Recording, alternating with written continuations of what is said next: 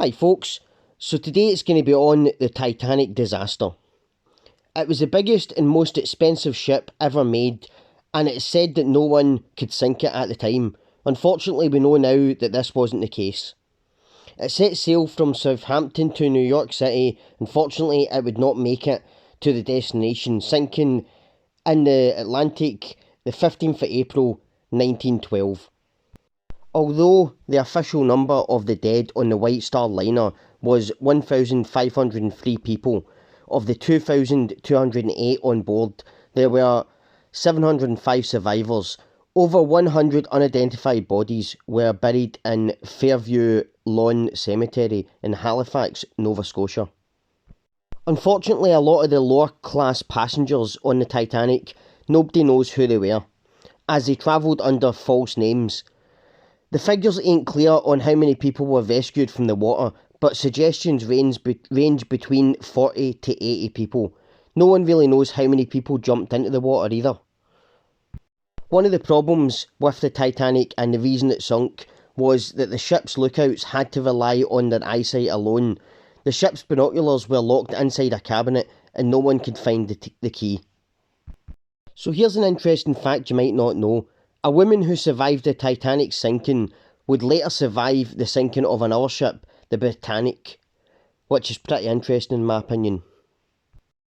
No city in the world was most affected by the Titanic sinking than Southampton, England, where the ship had departed from.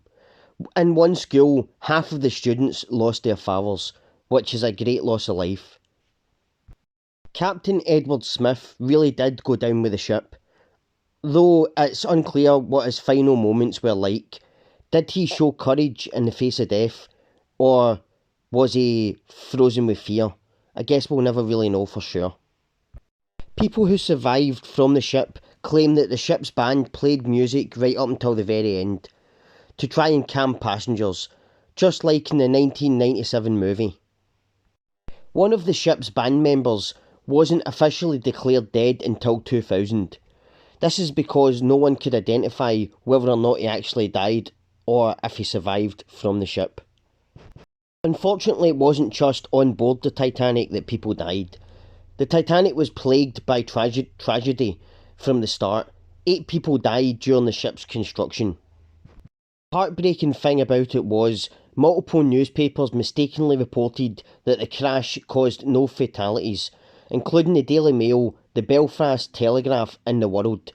Unfortunately, this wasn't the case, as a number of people, as we now know, died.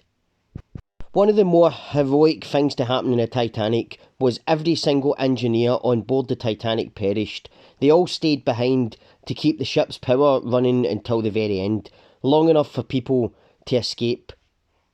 For the biggest ship in the world at the time, it still took 73 years to find the wreckage.